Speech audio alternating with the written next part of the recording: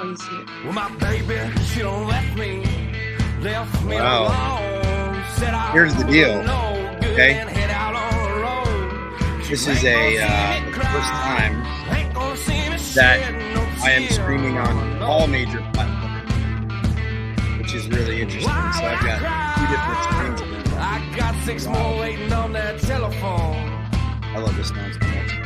You know who this is? Double The operator praises me. Yeah, well, yeah, but he's still good. He's been working overtime since you went away. He's got kids to feed, his bills to do. Yeah. And thanks to you, he's getting that union pay. But, so what's up? What's up? What's up? Welcome to So I Was in This House. This episode is the tagline. This episode is So I Was in This House. And in this episode, it is So I Was in This Troubled House with Jane Sheeran. Yeah. All right. So a couple of announcements just to make real quick. So this episode is actually dedicated to my dog, my lost Brucey. my Bruce. Bear. Jane was nice enough to bring over. We lost our dog. He had lymphoma. It was pretty crazy. He probably hung around longer. It's hard to tell with 4 years. yeah, but he probably hung around with the lymphoma for a lot longer than he let would. on, because it was just like such a big like tumor. So it was pretty crazy. Yeah, it was pretty sad. It was just an absolute like horrific situation. He was like really happy, like as a dog. He was a real pain in the ass, but he was a great dog, and it was really, really sad. So Did he turn into a big green machine like Bruce Banner? yeah, his name was Bruce Banner. He's the Hulk. Yeah, Forever. yeah.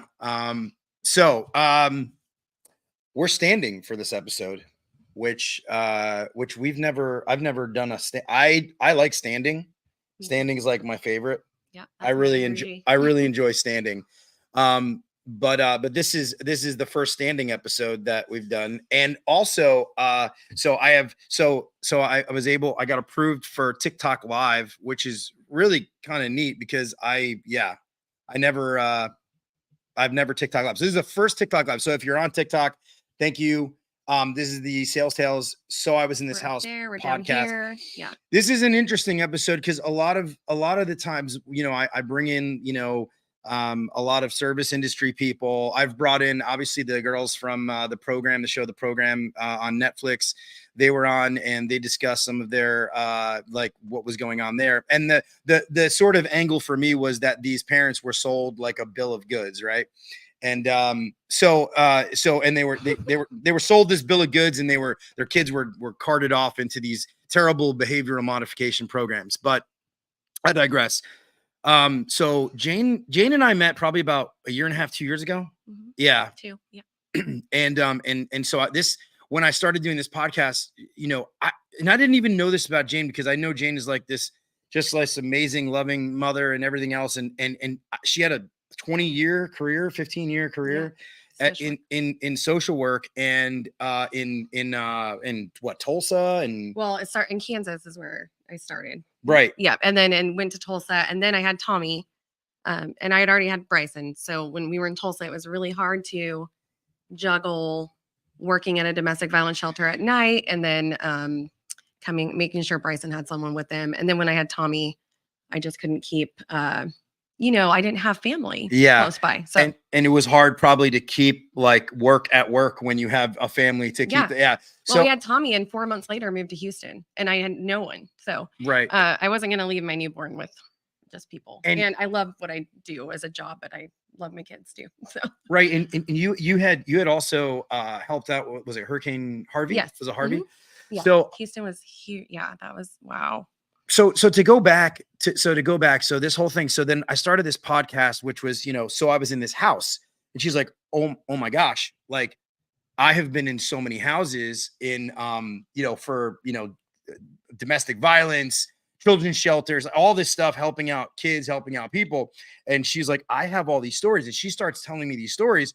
And the premise of this podcast was obviously, hey, so I was in this house, like, like funny and weird and crazy people that you meet. But I mean, you're the epitome of like, okay, so I was, in this house. The social workers that knock on the doors and yeah. Yeah. And having gone through, early on in my oldest daughter's life, having gone through continuous, I mean, it was insane the amount of, whatever counselors and court appointed this and court appointed that, and having to go through this nightmare because I had such a dysfunctional, ex, and it was a nightmare having gone through that, and also having been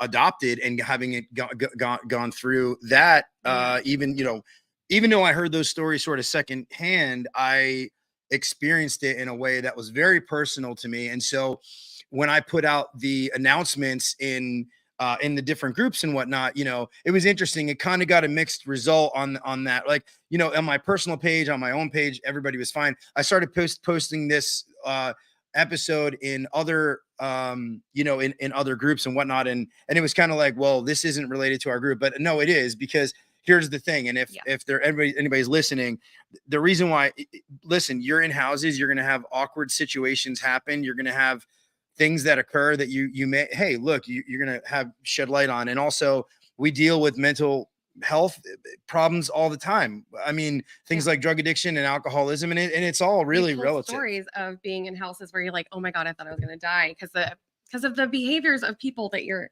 So I mean, and you're not trained to deal with that, and I'm really not trained to deal with violence or. Well, you've got the masters in social work, so. But anytime you're entering someone's personal area, like, you don't know what the hell you're gonna get. You don't know. Yeah, you just don't. So Jane, tell everybody who you are and how it all started and how many, the whole deal. Oh, man, I could say a million things or nothing. Okay. Well, who are you? Yeah. So I'm Jane Sheeran, and I am married to Patrick, and we have 4 boys. One is a grown and flown child that we miss so much, and he's in Kansas. And then we have our little ones that are Tommy, Jack, and Kellen. And they're 10. Hope I get this right. 10, 8, and 5. So I met Patrick in Kansas. We did long distance for a few years while I worked social work and took care of Bryson. And then he was promoted and moved to Tulsa. And it was like kind of we knew we wanted to spend our lives together, but we had a crossroads of, do I give up I was giving up my career, because I knew that once I got to Tulsa, I could not just leave Bryson to be on his own. So, it's basically, and with social work, you work your heart out or you don't. So, it was the decision of, do I leave my career and do what I knew was the right choice, or sacrifice happiness and all of that and not go. So I went, obviously, and then we got moved from Tulsa as soon as Tommy was born to Houston, because he was once again promoted. Because he kicks ass at his job. Like what am I supposed to say? What? You kick ass when at your somebody job? kicks ass at something, you just you just let him kick ass. And and when you're a social worker, you can find people to help anywhere. But the hardest part is when you have children and no help, no family. It's hard to leave them with whoever. So especially knowing things I know about talking about random people. I'm curious. So talking about children. So when you went from full-time social work into now having little kids, talk about that, because you probably saw what's the craziest thing you saw that you then had to bring back home with you and then be a mom, and you just it just was wow, I have to be a mom now. I can't even believe what I just saw today. Okay. Oh my gosh. When Tommy was born, I didn't do work. So that was, I wasn't in the social work field. I had actually stopped. But with Bryson, so many things that he thought there was a time where I was at Victoria's Secret selling bras on the side on weekends when he was with his grandparents. And he thought I sold bras for a living, which really what I was doing was coming home after a day of just crazy. I mean, the fun. Okay, I have crazy stories from way back when. We when I moved to Topeka, I was Bryson was like 3 or 4. I had not a ton of help there, but just the most amazing coworkers, like amazing. You can't replace. They're the best. And we worked in if you were to think of the worst place in Topeka where you would never want to step out of your car, that's where we worked. That was the only building we could find to house long-term suspended students, and it wasn't just inner city students; it was all over, from all over the schools. And they didn't scare us. They weren't risky. They weren't violent to us. I mean, they were very kind kids. But the area we were in was having like shootings and deaths once a week. Like, I mean, and I So say then that what? Like lightly. they bring you in and you like So- have to deal with the kids like trauma. So or what? it was like a community center, a church center, but they rented out space to us. So down in like where we were, there was a gym, a basement, a couple classrooms that we could set up for them to do credit recovery, and then we had a group room and a kitchen. That was helpful, so we can feed them. But up above, there was like a church, like sanctuary. I mean, this is a very rundown building, church sanctuary. And then they had like a come and go, like clothing shelter place, clothing and food. I mean, it was a church. Like they were like, so they would host, what do you call it? I mean, they would like open up their pantry and their clothing place to the public, to anyone that needed it. So we had all these students that we were supposed to make sure were okay and protect. And then we didn't know who was coming in and out up there, like up in the front. The only place my boss's office could be was up in the front next to where all that stuff was. So at the time, like Chris and I, who was my other coworker, we would be down in like the big area room, and we shared, like he had a desk there, I had a desk up in the top hallway, which was, I mean, it was probably, it took her a while to get down to us. She had her office up there and had a door. And anyways, there was a guy that had been lurking around for a while. And a couple of students said they thought they had seen him, voyeurism type, doing things, standing outside of a vehicle, outside of a building, like pleasuring himself. Wait, this was in a school? This was outside of a church. A church. But because it was open to a community, they could all come in and they were doing Yeah. things. So this guy's creeping around. and we were all on height about, like, we were like, oh God. When the kids had left one day, and I'm pretty sure all the church staff had left, Chris and I were working down in the office, and Mariah's up at the top, and all of a sudden she's like screaming and she's running down and we're like, what is going on? She's like, a penis. And a penis came through the crack of her door in her office. So that was like, we were like, wait, what? So he got in the hallway, and what does the mental illness, you can't explain why someone would get excited about sticking their penis through a crack of a door, but he did. Anyways, we had no idea who he was. He was just a community guy that would come in and out of the church. I mean, wait. But then what? He disappeared? Like what happened? Oh no, like, no, we called the police. Yes, he did. I mean, as soon as she saw it, and then what? She's I wish freaked she would have out. slammed the door. Was she sitting at a desk or something? Yes. Okay, so then she gets up. She's like, She's like, oh my God. And he runs. I think she screams. I don't know. Like she would tell a great story about this. She gets up though, she's scared. I mean, okay, so she gets up, she goes towards the penis, or she goes away from the penis. Oh, I'm gonna guess she did probably go towards, like, I don't know. Yeah, you don't know. I mean, see, we don't know. We don't know. No one knows. But no one has any idea which direction. We knew exactly who the guy was because we were watching that fucker. We were watching him. So we watched it. We knew. Did they catch him? Oh yeah. And then we find out his whole rap sheet. Like, he's this is the thing. He publicly would go places Oh and my gosh, and dude, we I had, don't like, even we had teenage understand. children in our. I mean, oh my gosh, Dude, I just So here's what's really crazy. Okay, so I used to part of like my love for like podcasts actually comes from the OG podcast. Okay, the OG podcast, the podcast that everybody knows of, is called Serial, right? Mhm. And it was about this supposedly wrongly convicted guy. Anyway, I think he's out of jail now, but it was this whole thing. And it was about this story of Adnan Syed. And one of the things was they were looking for the murderer of this girl, Hae Min Lee, I think her name was.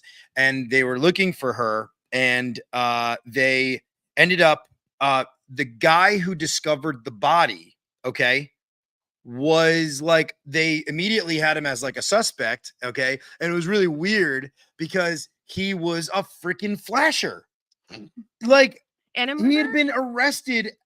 He was like a working stiff So he guy. was like building up. Yeah. He was like a There's stuff, he was for like a sure. working stiff guy, but for some reason he's there. He's taking a piss in the woods and he finds the body. Oh my gosh. And he calls it in, and immediately again they're asking about like think about this guy who apparently he didn't do the murder, but he finds this dead body, and then it turns out it's like, oh, And he's a flasher? he's kind of sus because he's a flasher. Like, what happens with people like psychologically where they become flashers? Like it is so weird to me. It Okay, is so there's a lot of mental illness that I understand. Like, I can't say I understand, but that I can empathize with. I don't understand just whipping it out. Oh, okay. So there's this guy, Yeah. okay, who everybody knows who he is, okay, in my like industry, in my world. Yeah. He's been completely canceled. I mean, Mhm. well, so what happened was he was actually sending women like it would start out like, but it would start out being like, really innocent or whatever, and then, or maybe not innocent, But not like asked for. not asked for, but like I don't understand why people would send a picture of themselves, even if it's like partially nude or maybe nude or whatever, but like unprovoked. Like what? Like, Yeah. it's one thing if you're in a relationship or like you're dating someone or whatever, and you're like, oh, send me a picture. I And think like for that, but why? that's like one But for what that. is They're like it? one person might take that up, but a guy that just stands outside of a brick building and pleasures himself and then sticks his penis through a door of a random woman's office, like that's weird. But Not to that what- sending random dick pics is not weird. That's also weird. But to just what saying. end? This is what I don't understand. Like, I can't get my head wrapped around why anybody would like. Why is it excitement? Do people get excited? Is that it? It's a high. It's probably just like just like murder, just like serial cheaters. I mean, they're not doing it like they could sleep with the ugliest girl. Like they're not doing it because It's just a they're high. messed up. Yeah. Yeah. Do you have other people that you've like in the social work? Have you had like people that had like these weird quirks or problems? Like, like, okay, well, just from the same program. I mean, they're with kids, it's hard to oh, you mostly dealt with kids. I'm trying, yes. So Yeah, I mean, yeah. Okay. but okay. no. But we did. I mean, I learned a lot at that program. There's so many things, and we got kids from like there's 4 or 5 different districts in Topeka, and they What each- was like the most prevalent problem? Like, what would you find that would be in that program or in overall? No, in your career, like, what's the most Oh gosh, prevalent? in my career, Yeah. sexual abuse. Oh my gosh. And then Oh well, yeah, you like so much. and absolutely. but what about in that school district? Like, what was That wasn't a district, so it was a community program. It was funded, but the schools would each, so let's say 5 schools yeah, would each buy like oh, we might have 10 kids kicked out this year, right? or they could send truant kids, they could send long-term suspended kids, they could send kids that just behaviorally could not make it, and we did even help with we help with IEPs, but a lot of it was kids that didn't have IEPs, but they also just didn't want to go to school. But that situation, And how old were the kids? anywhere from middle to high school. Okay, to so these gra- weren't little kids; these were middle no, schoolers. I worked with little kids later, like Okay. yes, yeah. And so it was almost always a family member, I imagine, that was involved with the Oh, abuse. the sexual abuse I didn't get until I was started working with pre-K through 12th grade Oh my God. in a rural area. I think and- I think I'd rather not. Not that I don't Well, don't feel like it's important to talk about, but like It it's is. just it's It's such a broad thing. such a terrible topic to even But think it's about. also just something that I don't think people are aware of. Of how prevalent it is. Yeah. Well, go to the Watchdog websites. You know what I'm talking about? Those Watchdog Yeah. websites. And then you look at the different neighborhoods and you can see, I had an employee and he showed it. He's like, hey, this is our county. This is your county where you live, or this is the area you live. Yeah. And the freaking map is like red. And that's only the reported ones. Dude, it's crazy. And those are the ones that they actually serve time. That's the ones that are, and let me tell you, the ones that were not reported or served time are way higher. Yeah, but some of them are also like because they register everything. So like if it's like even if nothing happened, you peed outside a bar. Yeah, well, they use exposure. Really? It depends on how much they hate you. Oh gosh. Like a police officer could peeing outside a bar. You may be a registered sex offender if you're a real asshole. They'll be like, oh well, you whipped out your penis, so guess what? Now you're a sex offender for a month. Oh my gosh. It depends. Like just don't be an asshole to cops, and maybe then like okay. But I will say, and like if we're transferring, I will say, I was raised in a very rural area, and my life was good. I mean, like we didn't have it perfect, but I had no idea what was happening to probably people I went to school with every day.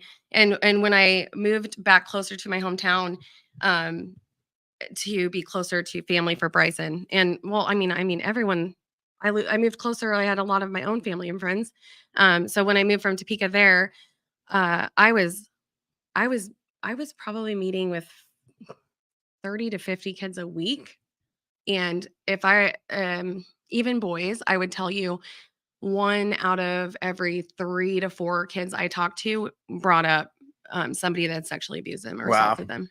And they had told people and they were called liars, or they were too scared to tell people because they had seen like a sibling tell someone. And when I say sexual abuse, it could be a sibling doing it, an uncle, a neighbor, or like a church program. I mean, it was so prevalent, so prevalent, and there was no training in the area for people to know how to help these kids. So there was a huge thing that I went to the police and the DA and the sheriff's office, and I was like this isn't okay. These kids need help, and they're like we need training, we need help. And the DA had already said like he had been trained in sexual abuse forensic interviewing. So that's how I got trained in sexual abuse forensic interviewing. I'm so grateful for that. So what you could so I can now like flush it out, like or okay. Well, so the problem was these sexually abused children when I was in Topeka, there was in the same program I was working with, it was called the Family Resource Center. So it was supposed to be a one-stop shop. So if you were sexually abused in Topeka, you would go to a place called the Child Advocacy Center. And that was also in the Family Resource Center, which is also where our program was through, the long-term suspended program. So I had worked with, after being in a small town, I had gone to Topeka, I had met people at the Child Advocacy Center. They were doing amazing work. And then I go back to, I felt like the Twilight Zone, because then I'm talking to these girls and a few boys, and they're telling me if they did report it, they were interviewed like 4 times. They were called liars. Like one girl got actually pretty much put in the cop car and arrested. In her mind, I mean, she was like she had a learning disability. In her mind, she was arrested, but like she was put in a cop car and drove to the station. It was like the Twilight Zone. So because I had the experience in Topeka, I had called the sheriff's department. I called the district attorney, and I was like so concerned about what was going on. And the district attorney had already gone through forensic interviewing training, and he said, yes, we need a team. So a team was created with someone from the sheriff's department, someone from the child, the family services that take CPS, children from whatever, home. CPS. And then they keep changing like the acronyms.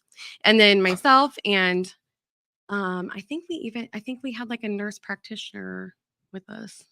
And we went to this week-long forensic forensic training, which is, if you think of forensic science in a court of law, they they're like looked at as professionals, right? So crazily, I was a school social worker, but I was also trained to go to court and stand up for kids that had been sexually abused. That I literally like I had a professional. It wasn't like, oh, I mean, I like told me that they're like right. I was You were literally you were like the expert witness. yes. Like you went in. Yeah. Yeah. So and so in general, like you asked me a question before, and this is tough. So I want to pivot for a second here because like the abuse part is like yeah.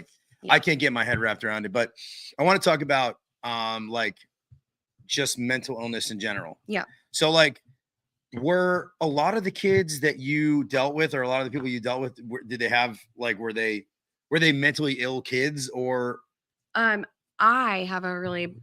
personally have a big problem about diagnosing little kids with mental illness unless it's something I don't like I'll just say their parents 98% of the kids that I worked with or I mean I don't know, I shouldn't say 98, maybe 90, they had a mental illness. And were they like what is it called, like Munchausen, where they put that yes, yeah, some were. I've never seen that. Shit's crazy. Yes, Munchausen by proxy. Oh, God. For those of you that don't know what Munchausen by proxy is, that's such a good point because it does happen psychologically, and there's not even a way to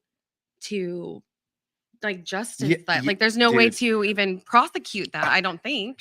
So this is one that, and this is actually like I was on a sales call, and I was in a good neighborhood. I went in. It was a father. He was a single father, and but the grandfather kind of was there or living there or whatever it was, and he has a daughter there, and we just start talking, and I don't remember where I was in life at that point in time, but he starts telling me this story about how his ex-wife, who he got full legal custody of his daughter, and I got full legal custody of my daughter. Right. Okay. It took me years. Amazing daughter, by the way. It took me years. It took me years to do this. God. I was in and out of courts. I was trying to fight for her. I didn't have the kind of resources and money at the time and all this kind of stuff. But long story short, the mother had Munchausen by proxy and was basically sending her daughter to doctor after doctor after doctor, and she didn't like the answer, she'd go to another doctor. Was she poisoning and her? She was giving her medicine when she wasn't even supposed to get medicine. It was absolutely bonkers.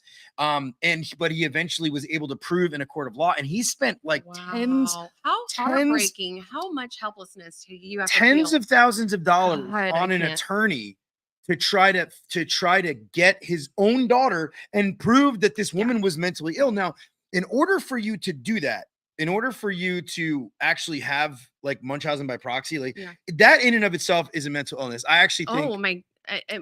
Are you a sociopath? Maybe I'm not. I mean, honestly, I don't know if it's sociopathological, but what is it? I actually think that later somebody very close to me that I know actually had Munchausen, and I approached her about it at the very late part in her life, and I even said it, and I'm like, and it was on herself though. Yeah, it wasn't on anybody else. Okay. Like she wasn't saying that. Oh, I'm not. No, on herself. Like and she go to different doctors and get different diagnoses and everything else. There's another name. I feel like I should be a professional and know this. It's Munchausen. It's Munchausen, not on yourself. It's not. What's it called?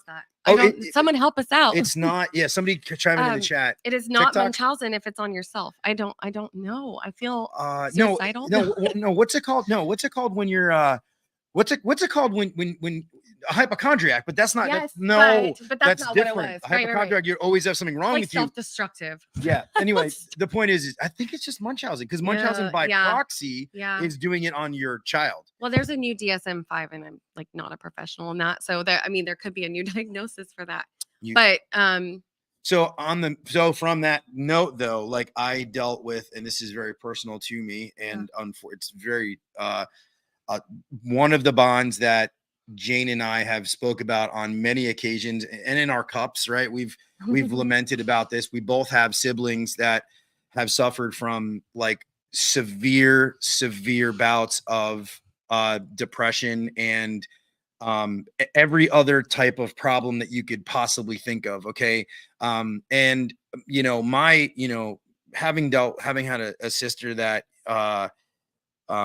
virtually our entire life. I mean, just having to deal with an irrational person and having to sort of tap dance and like having this person be the smartest. Like she has like smartest. 175 credits in My college. brother was the smartest guy I've ever met in my life. And Yes, for sure. and like that, like being so smart and then also being like just so cursed basically So with not being able to like, you know, almost like demons, like having like demons that you can't.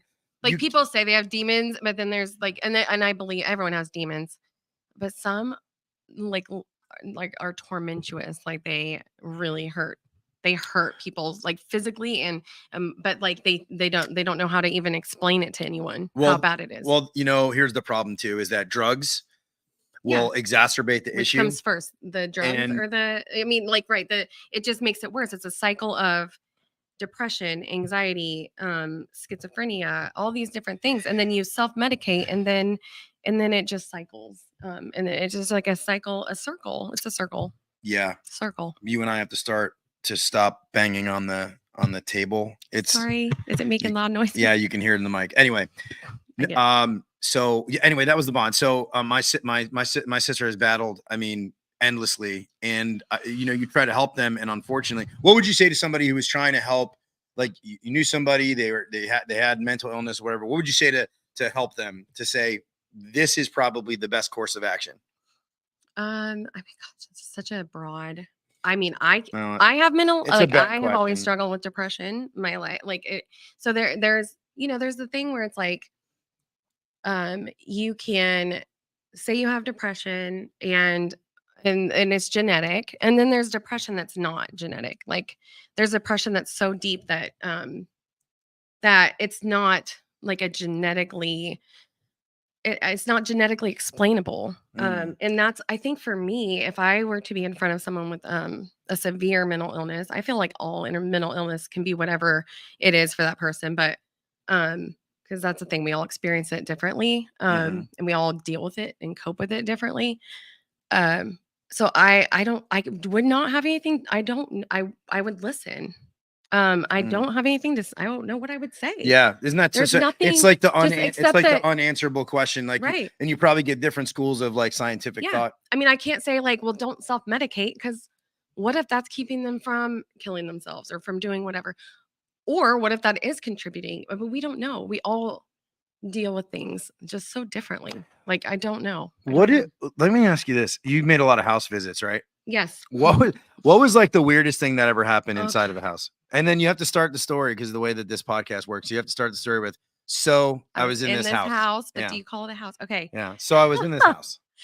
I'm going to go back to my very first case of all time. And I was maybe 21, maybe 22. Little Jane. Little Jane, like Jane. Super naive, small town Jane in Topeka. So here we are. I'm doing a case in Topeka, Kansas. In Topeka. Topeka Kansas. Is not ghetto. Like, or not redneck. Topeka's scary. Like Topeka, one block, you're fine and like you're safe. And the next block, people get shot up every day. Like you don't, and I didn't know. I don't know this stuff. I mean, I was like rural. Middle I do America. now a lot of meth, right? There's a lot of meth up there in Middle America. Gangs. I mean, there's gangs. The gang awareness training. Topeka gang, the hard gangs. All right, so they really are. I mean, I believe it. I'm saying like that's what most of the shootings were, and I did gang awareness trainings, and I was blown away. Gang awareness training. I didn't even know that was like a thing, but that's cool. If you're going to do any work in Topeka, Kansas, or any big city, you need to go, especially home visits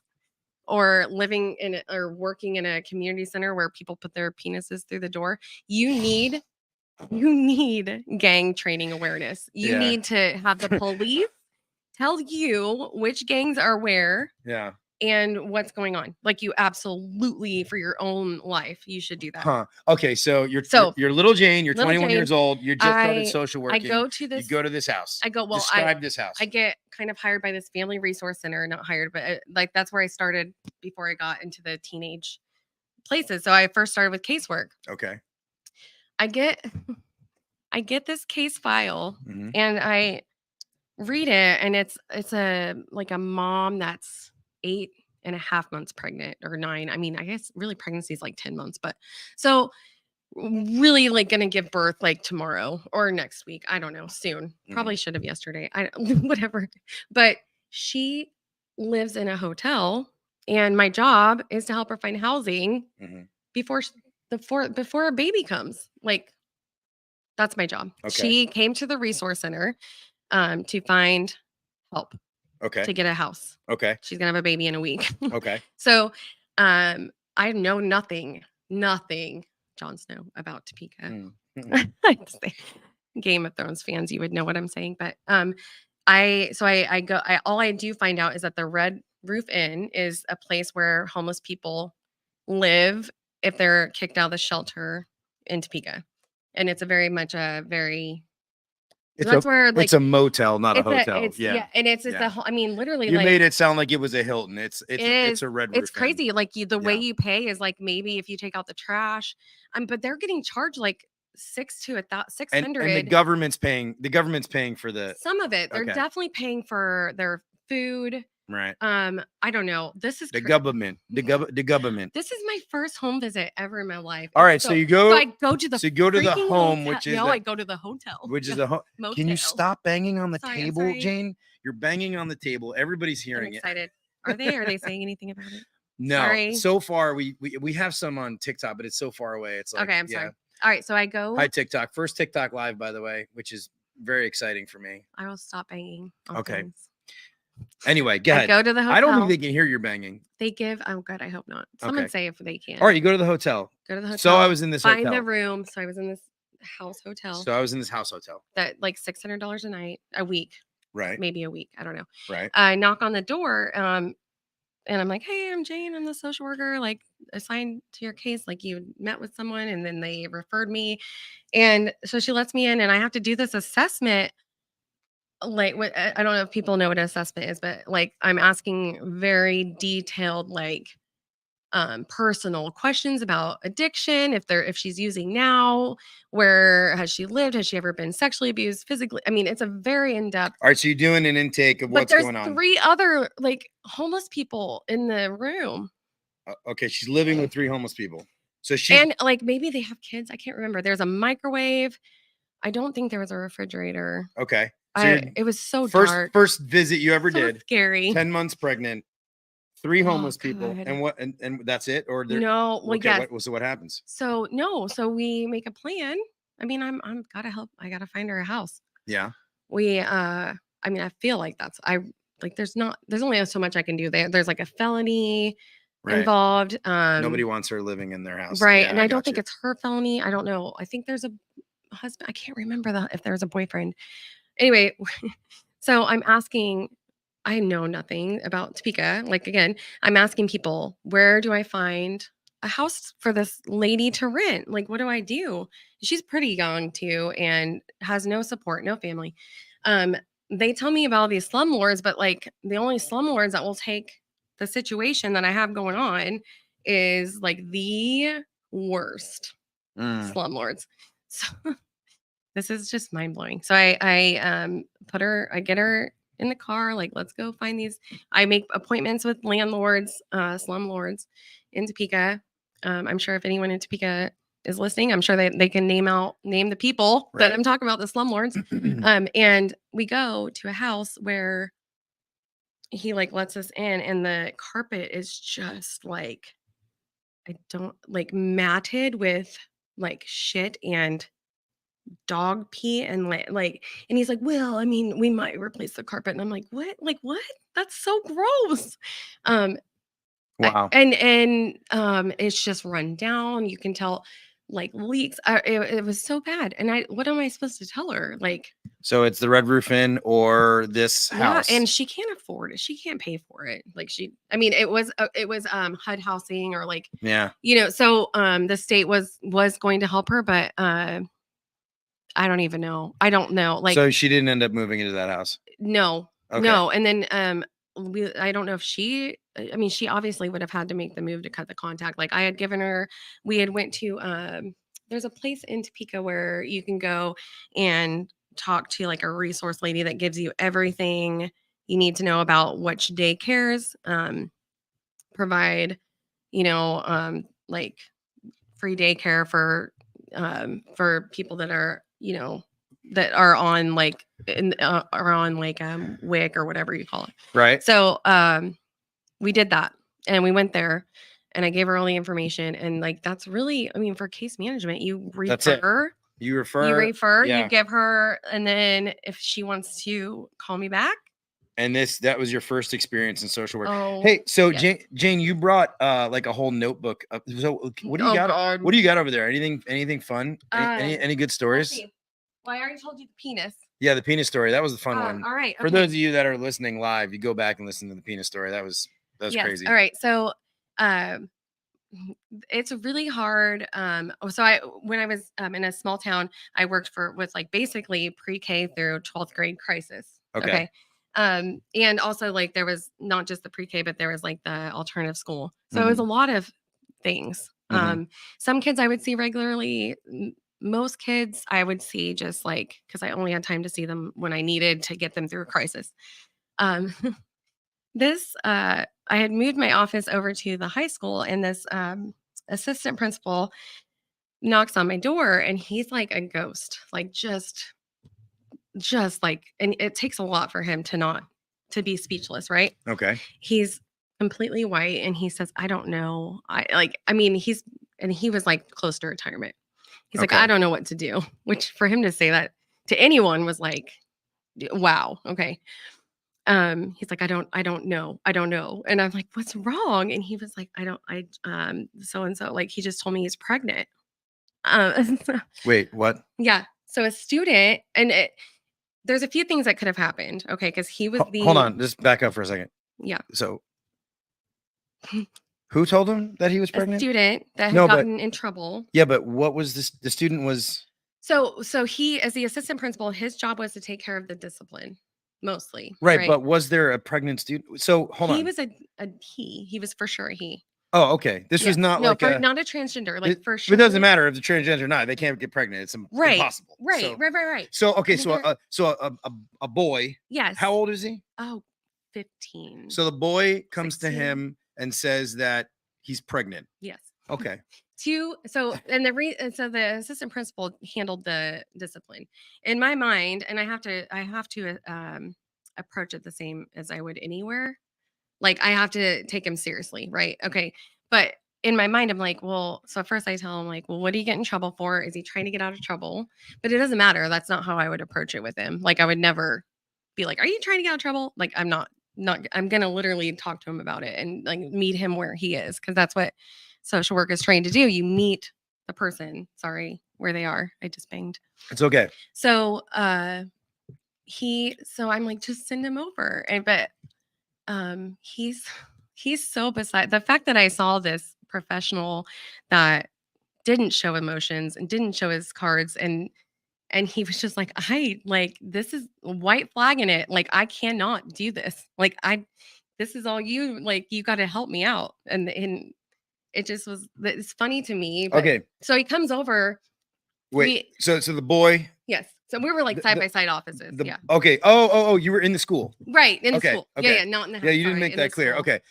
Okay. Sorry. So the boy comes over to you. Yeah. So he sends him over to my office. He says, Counselor. He says, Counselor Jane, I have some bad news. Yeah, Miss Jane. Yeah. I'm pregnant. I'm pregnant. And so I was like, well, can you explain to me? I mean, that's the thing about social work. You can't react. You can't be like, what the fuck? No, you're not. Like, no. Right. You should just ask him, like, how did that happen? No. I was just like, can you explain to me exactly? That's like, you like, what happened? Yeah. And do you know what it takes to get pregnant? And so, I mean, you meet, and he wasn't like low functioning. He didn't have a disability. I don't think he was high, because I can tell high. So there was two things. He was either mentally ill, or he was coming down from something. I don't know. The TV had told him he was pregnant. Like it was like a TV. So it felt a little. The TV told him he was pregnant. Yeah, it felt a little schizophrenia to me. Oh, whoa, yeah, that sucks. But I'm not, and that doesn't make it like no. I honestly was like, I think he was trying to get a reaction from.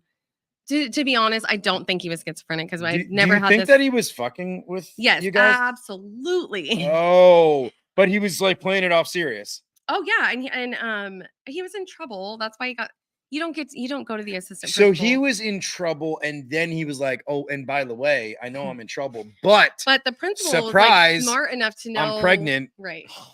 The principal is smart enough to know, like, okay, like I can't do this. Like You I'm know, gonna mess some shit up.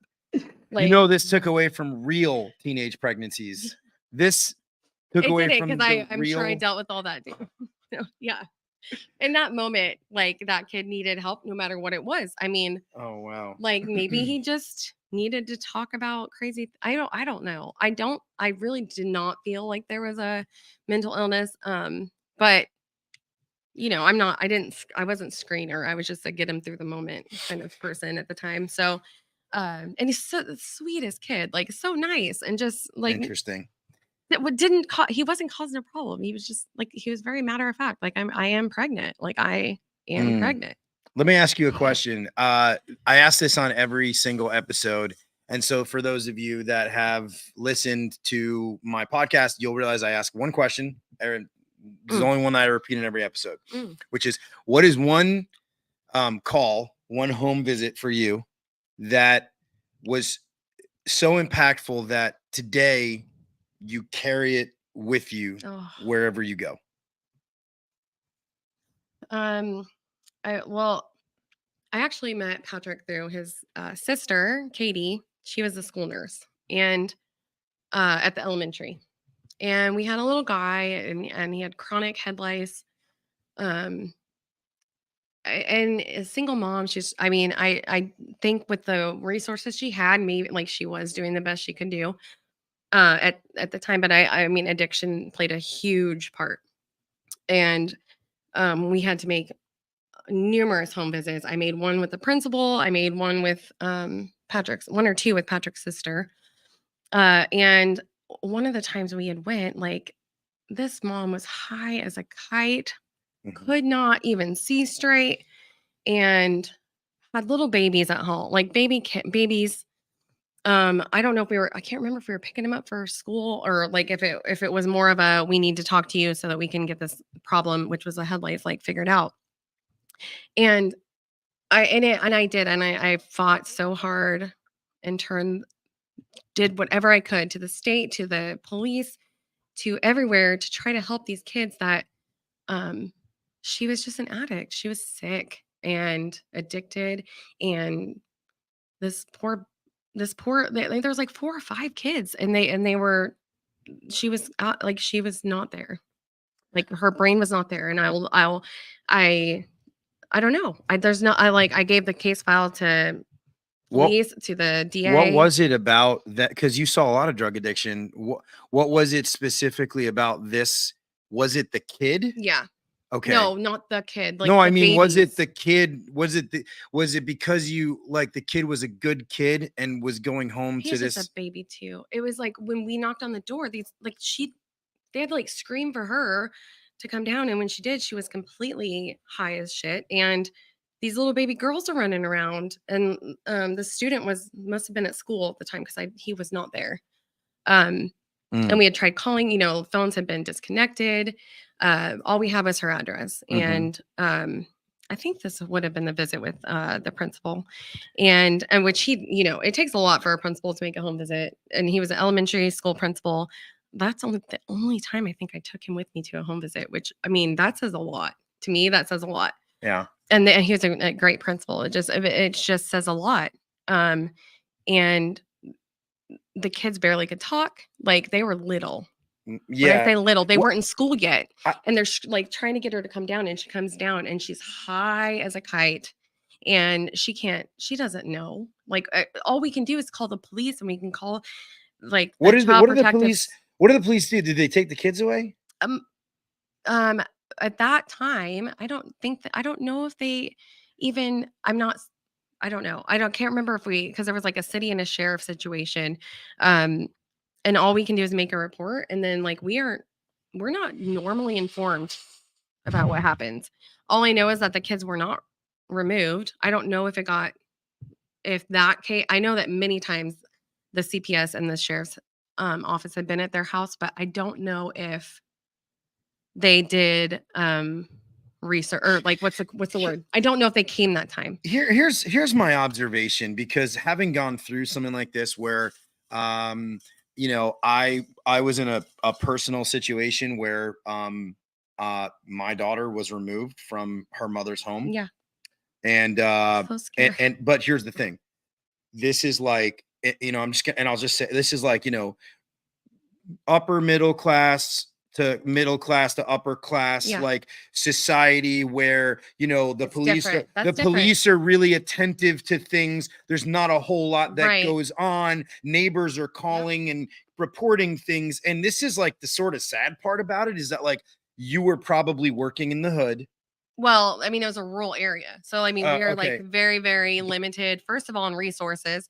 Second of all, Yeah, but the resources of Child Protective Services exists in those areas. ugh, I mean, the barely. police I'm going to exist say in barely because they're so overworked. Like, literally, I would actually like, if someone offered me $2 million right now Yeah. to work for any state agency as a social worker, I wouldn't do it. It's just terrible. Because you're just being set up to either run your life or you're going to run someone else's life, because you cannot help everyone, and you're like one worker in a million. That, and like, they could take a person, they could have a kid in foster care that they say, Jane, and I have friends that had to do this, where they call the state worker, they say, Jane, we have a foster student, like, or a foster kid down in down in Southwest Kansas, and I'm in Northwest Kansas, Northeast Kansas. Yeah. You may have to go all the way down there to the westernest part of Kansas, which is like, there's nothing there, Right. Colorado, and then basically pick them up and drive them to wherever they're going to get relocated. And like, it doesn't matter where you live. It doesn't matter if you have kids. It doesn't matter. Like, you have to do this, and they get so much shit for not doing their job. But like, obviously you get highly trained on this kind of stuff. Like, you're trained to have to deal with this. Like, I could never do that. Like, think about it. Like, you have to compartmentalize in your head. So Like you do, and I can't carry weight on me. I can't, like, I have a hard time compartmentalizing in general. Like, everything's kind of in there. And so, but I would imagine you guys, like, I mean, you go to school for years, and in order but to that's not, I don't think that you learn it. I don't think you learn. I don't think it's like practice in a game, right? Like, you can't, there's no way you can, the game is different. You have to have it and then you learn it. But no, for sure. Like, I've learned from the best mentors, the best bosses, the best. I mean, I have been so lucky to have the people in my life. Right, but I don't think it ever really settles in, right? Because it's like, there's no way you can see the kind of things that you see, right, and then be able to like compartmentalize it. So I'd say the same thing with ER doctors and all that kind of stuff. Like, makes you really sick. If you're an ER doctor or you're like a trauma nurse or something like that, like, God bless you, because there is no way in the world that I could ever. I mean, the things that you guys see and do, like, I don't even know. And then you go home. Same thing with, like, if you're a cop or like a fireman in like a really bad like area where there's always stuff going on. Like, I think it takes a special type of person to do that. So my sister, believe it or not, my mentally ill sister, okay, who look, I know this is a public sort of forum and it's out here and it's kind of a confessional for me and whatever, but she went to school. She has 1 million credits to do social work and went through, what was it? It's like 5,000 hours, or sorry, 2,000 hours you have to do of like intake. She went through all of it. She went through all of that training and then could not do it. Now, again, she's a different animal. She's a different situation, but she could not do it. So, and I mean, I don't know if she was a non-trad student. Was she younger when she did all that? Or was she more like a non-traditional? No, actually, she went through high school and pretty much uneventful. Like, she's a little bit different and a little bit strange, but never like to a point where you were like, like whatever. Yeah. And then like things got progressively worse, like really fast. Like, so, I mean, because that's the thing about social work and what I've seen just in my classes. And I mean, at Washburn, I basically had the same classes after your first year with every single student. Like, we basically shared the same classes. We had the same professors. Oh, you had to verify. Yeah. So, but there was several that were like, they had not worked through their own pain, and not and that's to me Who hadn't worked through their own just pain? those people that were trying to be social workers. Oh yeah. Like they're in the middle So they of go like, into it because yes, they go 'cause into they it. have pain, because we all have a history, we all Oh, have because pain. they want to make a difference. And They here's the wanna thing: make they a don't get difference 'cause paid. they've been through it, right? But that's not why you do it. And Yeah, but you got to figure who is going into social work. right. Like probably people that have been through some fucked up shit. Yeah, but if you are mental and you're trying to help people that need help, like Right. it's really can It's like the fuck up a blind. It's like the person. blind leading the blind. Like I've seen some crazy people like in our classes where I'm like, that person, I try not to be judgmental, but like the things they say where it like turns into a story about themselves, narcissism basically, where it's like it turns into a story about them. How are you going to help someone? Oh, you're not even listening. You're just telling your own story. Right. Oh, that's crazy. And there's so many. What do you got?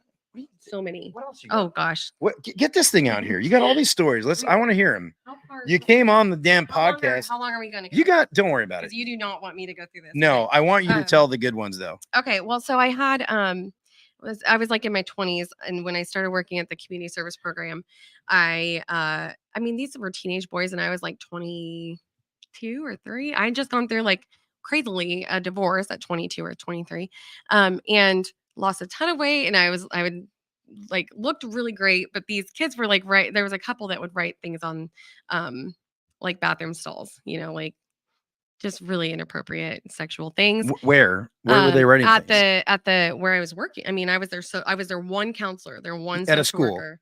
Yeah. Okay, so at a school, and they were writing things. What were they writing? Oh, like I would fuck Jane.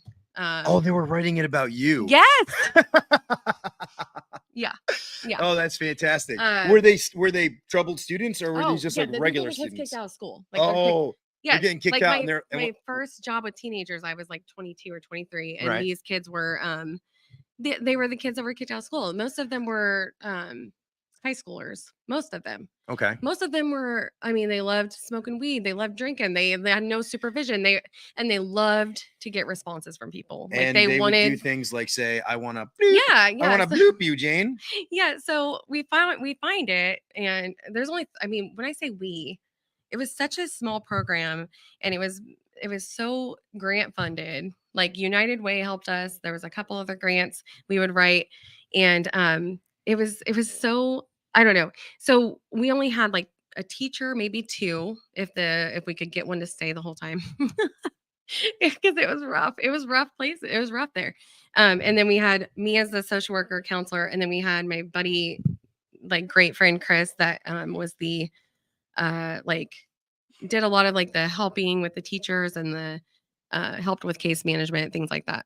And then Mariah, who like had this vision, which wow, what a vision. And we created this program. Like she created it, and I helped her develop the assessment, all these things. But I was so young dealing with all that. I never wanted to work. I didn't think I wanted to work with teens. And this is where I really learned a lot about what I was good at. When we find out like there's someone writing things, and we had a pretty good idea of who it might have been. And I had a group session with them every day, like all of the kids. So we're talking like maybe 15 kids total. Okay. And so I mean, I'm not gonna, I just don't beat around the bush. And so I'm like, let's get in our group session. Like, let's do it. Let's call them out. Like, And you were like, "All right, who wants to bone me? who's Who wants- writing? I'm gonna F Jane. Who on the wants to thing, bone 'cause- me?" And did somebody raise their hand? Oh, you could see it all over his face. All over his face. Oh, that's fantastic. And we already knew, but Oh, you knew who it was. I mean, we had a really good idea, but then when we saw, and of course everyone's laughing, and So did you bone him? ew. No, but Well, we- these days you see my like God. all these teachers, these female Oh, teachers that are having don't even get me they're started. having affairs with like these Yes. students. It's crazy. I'm like, what the heck? It's so gross. Here's- Like, I mean, sorry, can you not get like a random piece of shit at a bar? Do you think that? Well, there's something going on there. No, but- for sure mental. Like, for sure mental. I don't know if you blame it mental illness, but that's just messed up. But do you think that this stuff? I think this. Here's my opinion. I won't even ask you. I'll just say it. I think this stuff has always been going on. Yeah. I think it's been going on. However, Ugh. with social media and with how everything, like there's a camera everywhere and everything else. I think that it's just, you see it more Yeah. now, and Yeah. you can see it and you can share it, and, Well- and the whole world at your fingertips. And I was actually talking to Noah. I was talking to my son before, right? And it Mhm. was like, we were just talking, we were just having a candid conversation, Yeah. and it was probably like inappropriate for me to have this conversation with my no. 14-year-old son. But you know what? No, here's the deal. There's nothing inappropriate when you're like just trying to help out your son like But- that. Yeah. But whatever. The whole point was, we were talking about, like, dude, they have to live in a world right now that It's unreal. there's a fucking dude, somebody could walk in, okay, to like they could be all hanging out, a bunch of kids in a room, and they're, I don't know, they're doing something, they're being stupid, Yeah. they're smoking weed, whatever it is.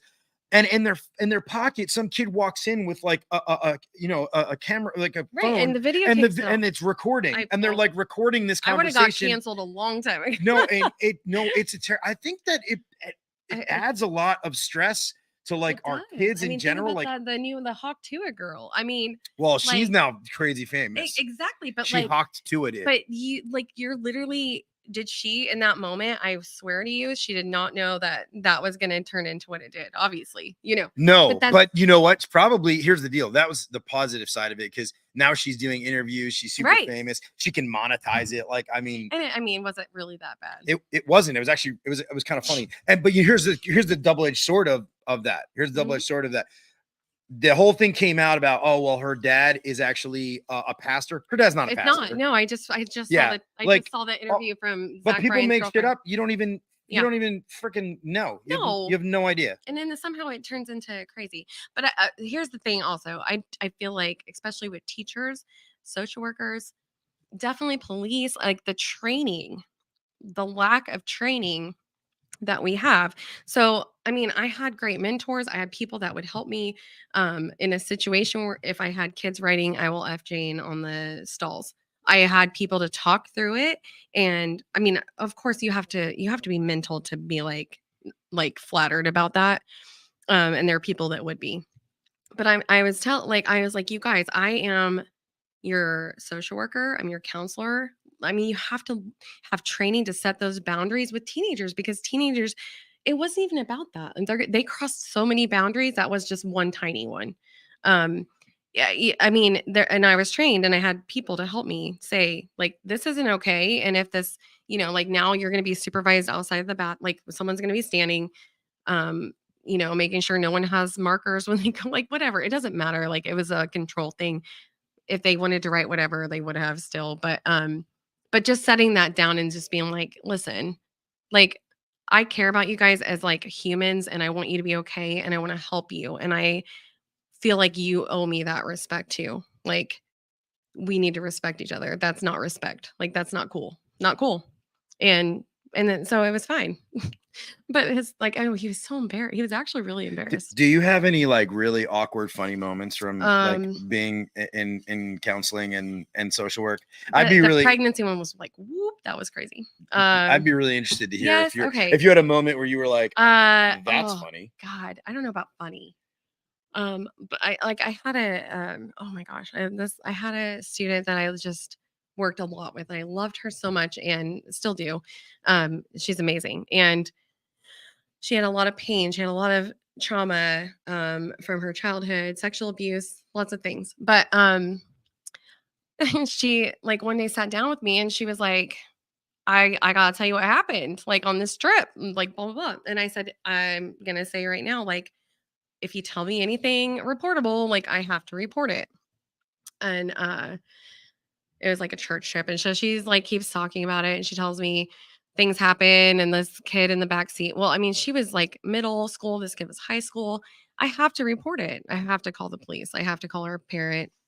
Okay. I understood like she was 14 or something and he was like 17 or 18. But it doesn't matter. Like it was in the back of a church thing. And I don't think she actually really wanted it to happen, honestly, like the way, but I told her, like, don't tell me, just don't tell me if it's that, like, I have to, what I have to do. And then she did. So you have to report. They're in high school together, right? Yeah. So but it was, no. She was in middle. She was like 13. Oh, okay. And he was in high school. Yeah. So you have to report it to who? To the CPS and the police. Okay.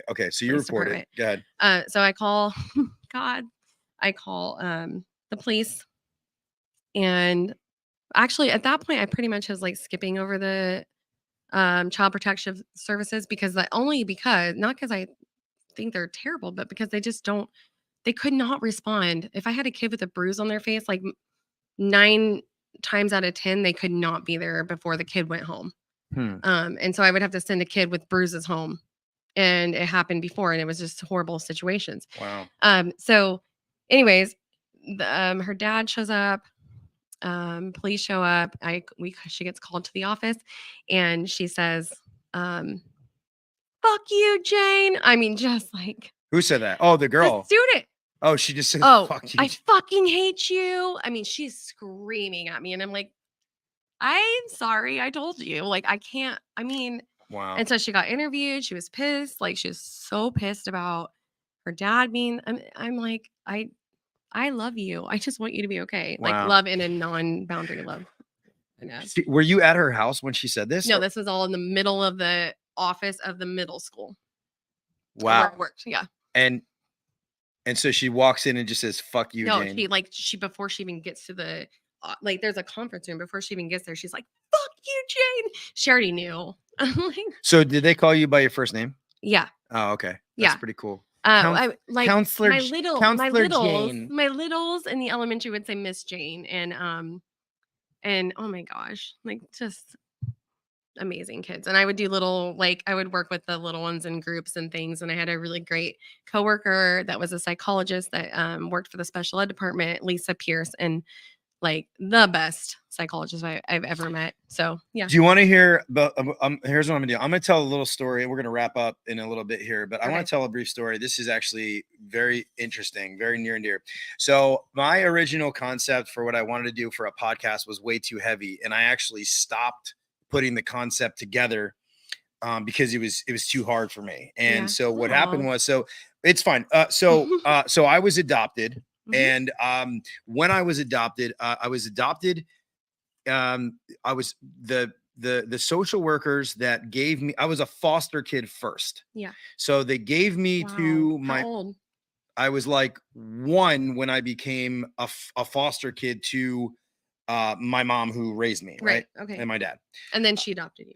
Like Yeah, the- yeah, okay, she adopted me, but eventually, but that's but lucky, yeah. So I was brought in as I was brought in as a foster kid, and I came from a family, like my biological family was pretty well to do. They were and it was really weird. Was Like it open adoption? no, so it was No. it was a closed adoption. So I never even knew who she was till way Okay. later, and then I Oh. find out like weird things later. But anyway, long story short, so there was 3 of us. Okay. 2 of us were adopted into the same home.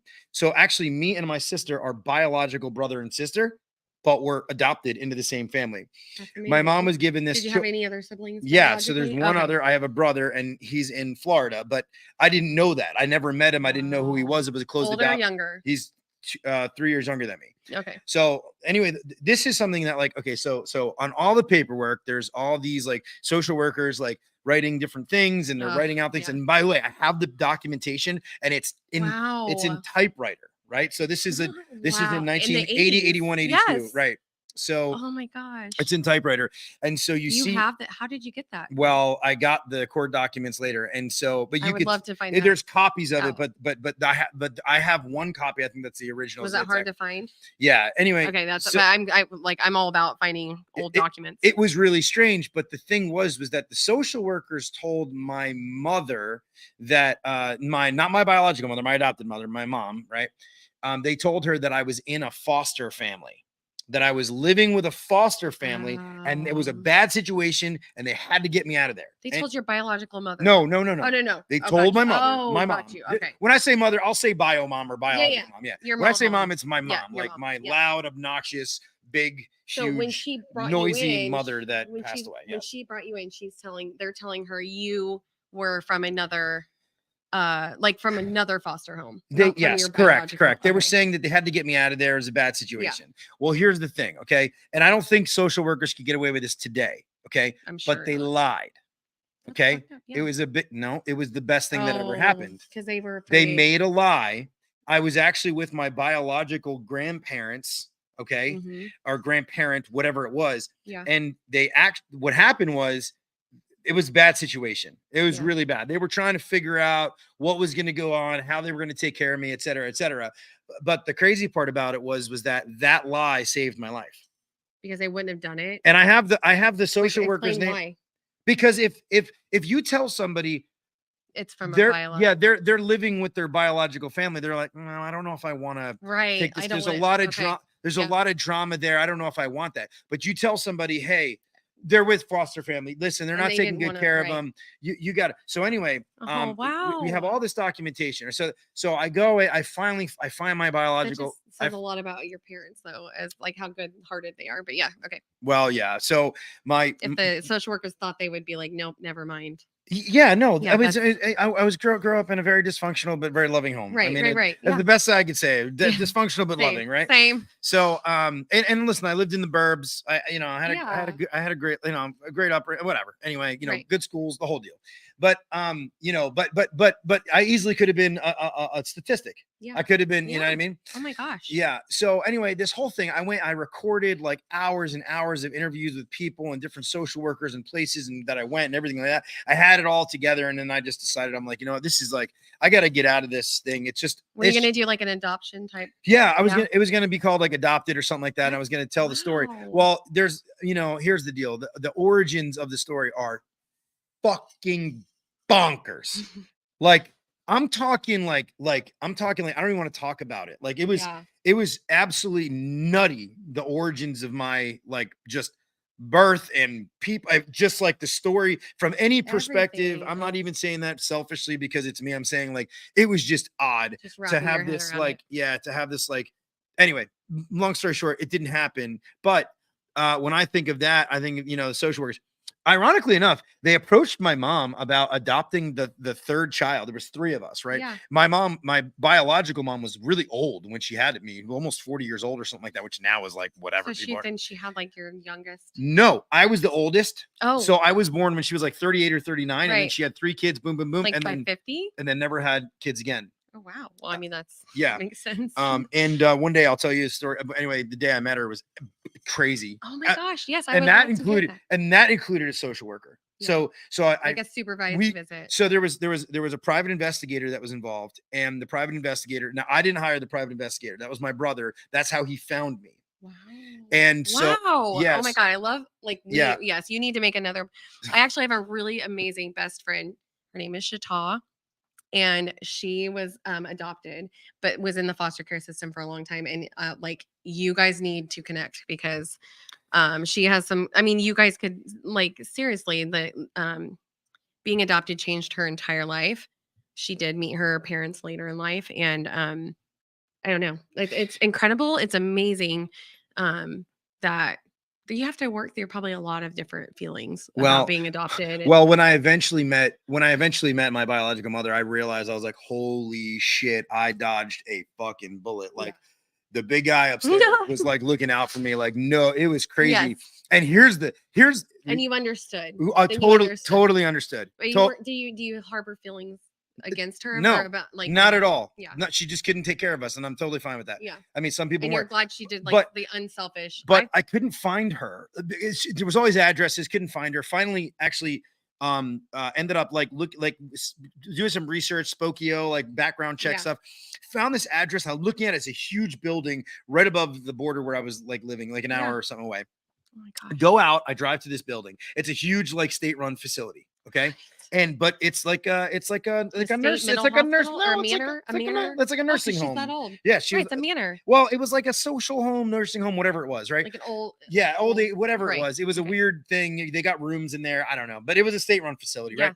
I go in there. There's about 4, I guess, like a few hundred people live there, and the place has, like, literally 180 rooms. Yeah. So it's a big place, right? I go in.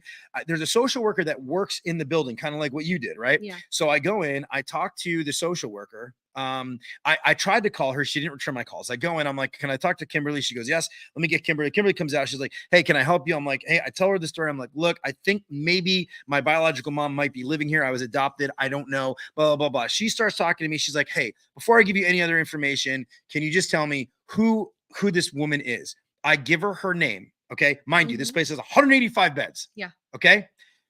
I give her her name. I'm in a lobby. I give her her name. She goes, what? She turns her head and she goes, and my biological mother's name was Irma. Right there. Was Irma. She was right there. Aw, Irma She was Jean. right there. My- She goes, Irma. She walks over to me. She's 4'10". Mhm. She walks over to me and she goes, I want to introduce you to my friend named Everett. I said, Oh my okay. I didn't want this to happen. I'm like, I even You're told her, like- I said, no. I Wait. said, don't do this. Don't do this. She goes, We have to be talk quiet. about this. Yeah. She goes, come over. And she walks up. She goes, like, dentures. She's like, Everett? Aw. She goes, Everett? I'm like, yeah, Everett. And she goes, she's 76 or 78 years old. She turns, she goes, I had a. Mm. I had a baby once named Everett. Aw. And I was like, That's me. I'm that here, baby. yeah. And it was like her face just dropped, Aw. turned red, like her heart, you could tell She her get heart started pounding. emotional, like, It was a crazy situation. It was I can't even imagine. it was I nuts. can't imagine that. It was crazy. But anyway, that's my story on the social work thing goes a long way too, again, because my sister and Right. obviously, but we actually had a really good social worker, like that was in my corner when I was going through the custody battle stuff. And Yeah, it was really a social worker that helped save my daughter's life, because I got full custody and then she was trying to get the custody back. And I had a lawyer who, her sister was a social worker and knew the case. She said, I know this case. She's like, there is no way. Oh, wow. And we had information that I would not have had otherwise. And we brought it to the judge, and the judge actually said, no, we've got information. And then she so wasn't. they were like, were they a state worker, a state? Yeah, social they were worker? state. It was state. She it did was, like a great investigation, which oh my I gosh, will say back it was crazy. back then. Well, this was things are let's see, Gabby's 90s. No, because Gabby, 2000s. no, I'm talking about Gabby. I'm talking Yes, about Gabby. So 2000. yeah, it was like 6. 07. Yeah. Yeah, 07ish. So she's 08-ish. exactly the same age as Matt Yeah. Bryson. Yeah. He was 02. Yeah. Yeah. But yeah, I mean, this has been really good. And here's what I've learned about this, by the way. Most of the time, like, the juices don't really start flowing. Like, I think this is why Joe Rogan does like 3 hours, because I think the juices Right. don't really start I have flowing. like a million stories that. Did you get to them? No. Oh my What God. the I got heck, like you- 2 of them. Holy moly. No, we're going to keep going. We're going to keep going. Okay, I want to okay. hear these. Go ahead. Okay. Well, I mean, do we want funny or sad? No, give me a funny one, because I'm in a good mood. Well, okay. Well, I mean, I worked with truancy a lot. Okay. And kids that didn't want to go to school. This really isn't that. Like, Hey, Jane, super you're going to have funny. to be less detailed on your Okay. stories, I'm going to be but fast. get to the good stuff. The kid, Like, get to the every meat, day, and the then boom. principal would have to pull him out of the out of the car, and he would whoop that principal's ass every day. The every kid day. would whoop the principal's ass? Yes, and he was a sweet kid. It was just a thing. It was like, What do you mean he'd whoop his ass? I mean, Like he'd kick his ass? Like we he'd had walk such a- out in we had school? such How a old is great- this kid? He would, third grade, second or third. Okay. He would like. Oh, he's a basically second grader. Okay. Pull him out of the car He's a kid. and then go put him in a classroom that was empty with himself. Can you speak into the with microphone? A classroom that was empty with himself only, Yeah. and just like sacrifice himself for an ass whooping. From a second grader, though. Yeah. Jamie asked us, one of our friends, Jamie asked us if I could, if like, Where are you seeing this? how many, no, not now. Oh. Yeah. No, he asked me, he's like, hey, how many like third graders do you think like it would take to like bring you down? Like, or like 5-year-olds. God, that's a And we were great like, he's like, I think of the Depends endless, on the I think an child. endless amount. Like, you couldn't have enough 5-year-olds like kick your ass. Like, you wouldn't. I You just like start throwing them. They're not going to get close to you. no. They'd I have don't to ag- I pool don't- together. I don't agree with that. What else I you don't got? agree with that. What else Okay. you got over Yeah, here? this one, but these are not funny stories. Oh no. No. All these right, aren't. let's do But, the crazy stories. Go ahead. Okay. Well, I mean, really, the rest of them are not crazy. Let me see. This is not how this is supposed to go, by the way. Yeah. Well, okay. It's supposed to be from like I recall know. and then So, naturally in a conversation. I But mean, that's I okay. No, really you do wrote them down, have- so I want really you do might have as well. amazing outcome stories, things that just like I was telling you about with when like there was so much sexual abuse happening, like just being talked about in the cases I was working with. Like I said, 1 out of 3 or 4 times. So I'm talking about every day, 2 or 3 or maybe more times that I met with a student in crisis, they were telling me about a sexual assault. Mm-hmm. That's what was on their mind. Mm-hmm. That they had never gotten help. So the fact that it came down to, creating the team and getting trained. I mean, I was in a place I had no training. It was the Twilight Zone. I had this amazing sweet boy that one of my very first cases when I moved to the smaller town and was working with a little guy, and he was a second grader, and his teacher had been there for, I mean, forever.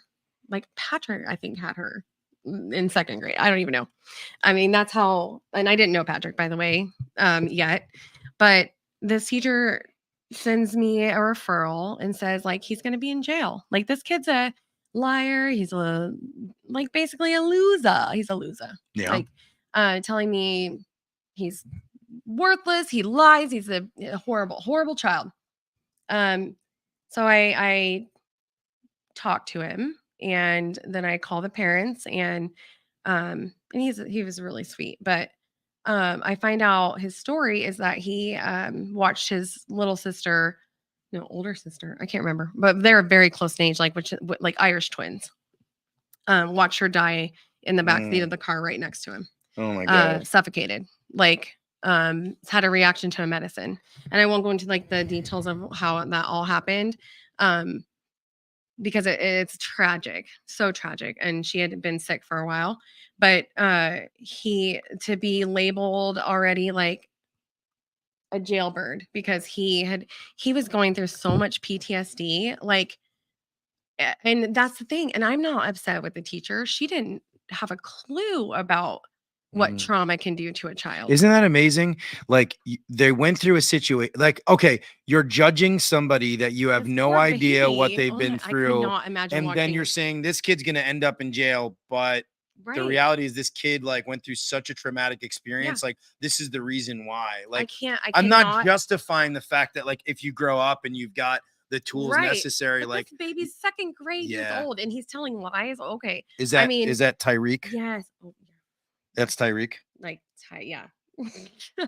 So, and now he's a wide receiver for the Miami Dolphins. Yep, that's who he and is. Super Bowl champion. And his parents were just so sweet and they were devastated, and they wanted the relationship to be amazing. Like they wanted to work it out, and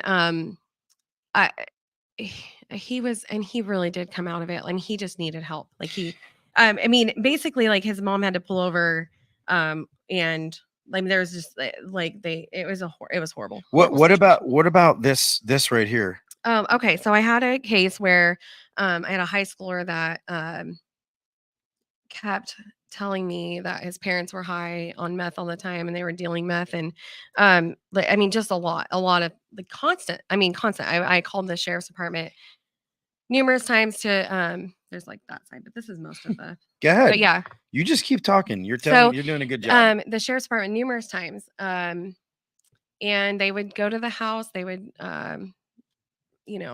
look through the house, whatever. And he kept coming back and saying, I've told you these things. I don't know why no one's helping. I don't know why the police aren't, getting a warrant. Why are they not helping? And so, I can't, I'm not the police. We were having meetings where I was talking to the DA and the police department and different places and talking about cases that were very important that needed to be identified in our community. And I was asking them, and then, so they would say well, let's pull the trash, because that's perfectly legal. You can pull people's trash. Okay. Did they find the meth? No. Because they smoked it all. No. They smoked all the meth. But they didn't. You smoked meth, right? That's how you do it. And this is definitely out in the boonies. He lived in the boonies. So what happened? So I tell him, because he keeps saying, what am I going to do? My brother, we're all worried. I'm worried it's going to be bad. And I said, the only thing, and that I had to do this for an abuse case too, but the only thing I can tell you is, if you have a phone and your parents are crashed out, if it's a crashed phase where you won't get in trouble or hurt, and where they keep, because he was telling me where they keep the meth. So I was like, if you know where they keep the meth, they're crashed out, they're not going to catch you. Take a picture of it. Take a picture of the meth. Like describe it, Mhm. give your address, send it to your best friend because he lived out of town. So I was like, you're literally gonna have to be creative. And like we had to be creative. I mean, we had to make a plan, like a safety plan. Be creative, send it to your best friend, tell your best friend to please take it to the police station, to the sheriff's department. And The picture. That's what happened. Okay. And so they did that. And they did that. Okay. I was in the middle of, we don't even want to talk about bowling league. If anyone knows me, that I'm a horrible bowler, but I was in the middle of bowling league, like a couple nights after we made this plan, and I get a call from one of the sheriffs at the sheriff's department. And he was like, I need you to describe the pipe that the student described to you. And so I told him, like, I mean, like I could tell you right now what it looked like. It's and a he meth goes, pipe. okay, that's it. No, but the colors, because Right. it was in the picture. That's a thing. So I was like, whatever you take in the picture, like tell me what's in there. And when they called me, they were like, okay, you just described what we just had someone bring a picture to our office. You just described it. We're going in. Like, we're going in. So it took all of that to but go in, we're and talking about a month of reporting. and they rescued the kids. They took them out. Mhm. That's good. All of them. There was Well, that's little a ones. good success story because Yeah. most of these really sucked, But by it the took way. a long freaking Yeah, time. the system sucks. I mean, Yeah. Here's the thing. I think if we have stronger communities in general, like, just no, like the neighbors, Yeah, right? Like that's the not gonna happen. other people that And- are yeah. involved that like, okay, we'll step up and say something and report things and whatever, Yeah. like, and make bigger deals about things. I think that's the answer to like most of this is But like, I think that but they're also, I mean, we just don't have the social service help. We don't have social workers. Like, there's not a social worker in the Rockwell schools, or I would be there. Like, there might be one in maybe the high so school. they have counselors. They have counselors. Social work's different. That's the thing about Oh. social work. It's like I was pulling kids out of their houses. Like, someone would say, like a principal would call me and say, this is like the 10th day that like Susan hasn't been at school. And so I would go and literally like knock on the door. Like there was one where she was like, had a hair straightener in her hand, like as a weapon. And I'm like, come on, dude. Like, I'll go buy you McDonald's. Just get in the car. And that's what got her in the car. Wow. Like, just counselors and school counselors do amazing things. And like the scheduling and the testing, like, no, thank you. But like, I'll go talk to a girl with a hair straightener for a weapon. Yeah. But speaking of weapons, I do have a great weapon story. Yeah. Tell This it. is amazing. Okay. This is mind blowing. All right. This is the finale. Okay. But yes. Okay. Okay. The inner city Topeka, we would like, they actually ended up making their own program, but we still ran the groups. So we had went over to them. I know I have to make this short. So we're just talking about why are you suspended from school? What got you in this program? And this most amazingly resourceful but angry human girl was like, oh, I was so mad at this bitch. Like, I just put 4 I'm gonna give people ideas to hurt people, but I put like 4 pool balls in a sock in a large. Oh my God. And I whooped her ass. Like, what? Like billiard balls? Yes. Holy shit. Have you ever heard of anyone whooping someone's ass with billiard balls? Never. Holy crap. That's the kind of shit that like whip out a people sock. make up, like, as like, hey, let's come up with the fucking craziest way listen, that's so violent, but that's so creative. Wow. That is creative. I mean, you hear about guns and stuff in school, but you don't think about people bringing pool balls. That's terrible and crazy. Wow. Was the girl okay? The other girl? I honestly think you could just go like this, maybe. I don't know. Probably not. It got intervened quickly, but honestly, I didn't know a ton of, because like we were just thrown into like helping this program with groups, so we really didn't know their cases, which is kind of crazy. But we would just went and ran the groups, like we just ran the therapeutic groups. We didn't we didn't know I didn't know she got put in there because she whooped someone's ass with pool balls. I was like trying not to react to that, but there's so many reactions I could think of for that. Wow. Like, I'm impressed and I'm actually terrified, and yeah. So, well, this has been very interesting and insightful, and we didn't really dive in a lot to your personal experience, but that's fine. That's okay. Yeah, but I mean, you've helped a lot of people, and that goes a long way. So I do miss it. I miss like one day soon. I have Kellen going back to kindergarten next year. So the opportunities are out there and they're right, endless. but not here in Rockwell. You have to go to the hood apparently. I mean, You got to go to the hood. Rockwell, like Maybe. we can find the hood somewhere in Rockwell, maybe. Yeah, maybe. So thank you. A couple of quick things. Thank you, Jane, for being here. Oh, yeah. What's that? Yeah, we've got TikTok had like TikTok's telling you to take a break. I don't know. We've had hundreds of people come through. Really? Oh, yeah. hi. TikTok. That's It's awesome. crazy. I can't tell because it's so small. Yeah, well, it keeps you see it says join all these people. Okay, yeah. Yeah, it's been nuts. I mean, it's nonstop. Nice. Yeah. So anyway, thank you, TikTok Live. It's first time I have TikTok Live. TikTok approved my live. I didn't even really request it. They just said, hey, congratulations. That's so cool. So that's really cool. Yeah. Secondly, okay, got an email from Tommy Mello this week. He's coming on. It's not going to be till like October. I have HVAC Nate coming on the 15th, and I have a bunch of other people that you're going to be kind of get back to the industry stuff, but really excited, really happy. Jane, thank you so much for coming on. If you ever need me back, look at the rest of the list I have.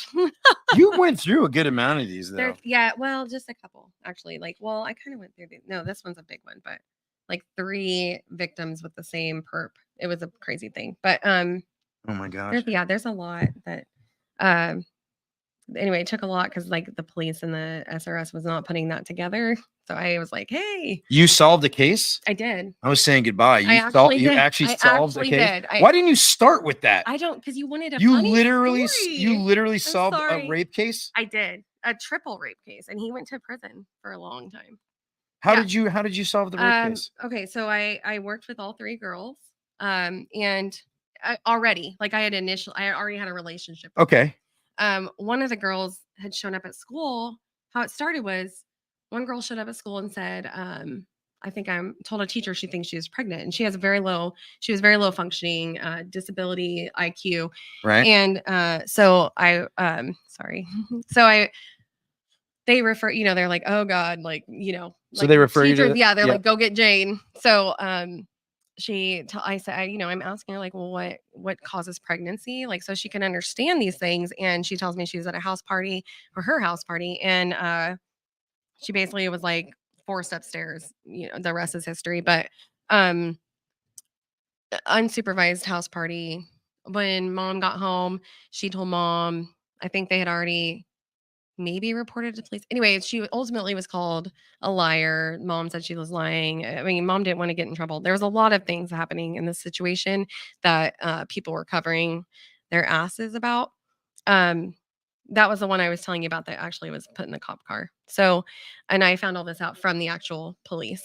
Like Right. they told me. Right. And then they also said, because I said, well, her IQ is like a 5-year-old. She was 13. And they said, we don't know how, we're not trained. We're not trained to deal with disabilities. Okay. So you have this one rape victim. That's one. Okay. But that's why the point is like, there's no training. Okay. Then the second case, within like a couple days, she tells me, that she's in this relationship and this guy forced her to do stuff. I find out it's the same guy. And she is very low functioning and low IQ, and was underage. So I had to report it. And then the third case was a girl that, like, it was like all of these 3 cases. It was, I mean, it's the same situation, but she was actually like medically, had medical issues, and she was telling me about trauma with this guy. So I called I turned all of it into the police and SRS. But that night I was like, what? Like, are they not putting this all together? It's the same guy. And one girl, 2 of the girls were in middle school. This guy was over 18. Like, so 2 of them were under 13. And then one was 14 or 15. I don't know. And so I called the police department, and talked to like a super sweet, friendly police officer. And she was like, yeah, like we fucked that up, like. So you had the name of the guy? Yes. Oh, they knew the guy. Oh God. Yeah. Okay. So yes. Yeah. So I get a call from the sheriff's department later that was like, I need you to write up a report and give it to the DA.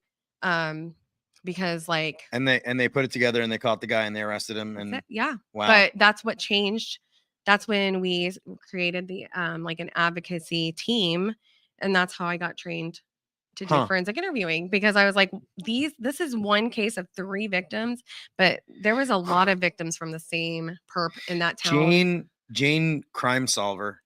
That's crazy. And I don't mean to make light of it because it's a No, terrible situation. But but that's it doesn't amazing take that the cops I'm going to didn't tell even you right put it now, it doesn't together. take a rocket scientist to figure that out. Like, I'm not saying that they're like, but they have so much going on that they're not trained to Forget the training. That's just right. obvious. You But when you interviewed have a a girl. 5-year-old mentality, I was like, she told you this, this, and this. And the police officer was like, yes, but it didn't make sense. And No, so I'm see, telling this her, ticks me off. That's not training. I yeah. don't view that as No, I'm training. saying they're That's not probably trained. just Right. being sheerly Yeah. this, you know what? But So they're much not, shit happens here. Like we're just, yeah. we're I don't overloaded. know how you don't know that she had a disability. That's the thing. But she was But like, we forget didn't the fact that know. she had a disability. That's Right. irrelevant. Right. But her story didn't connect. That's what that was the thing. With the first victim was like, she was saying the police officer was like, her story does not connect. It doesn't, like, there's not a point A, B, C. It's like a point A to Oh, B to because C I to, see. Because and I said that's she was because, mentally challenged, so right. it's tough for them to And understand so what she she was thinks saying. she's Okay, making shit up. that And makes that's, sense. yes. Okay, I And understand so that. that's why I'm saying, like, they weren't, yes, it just, they needed to be trained in disability. I mean,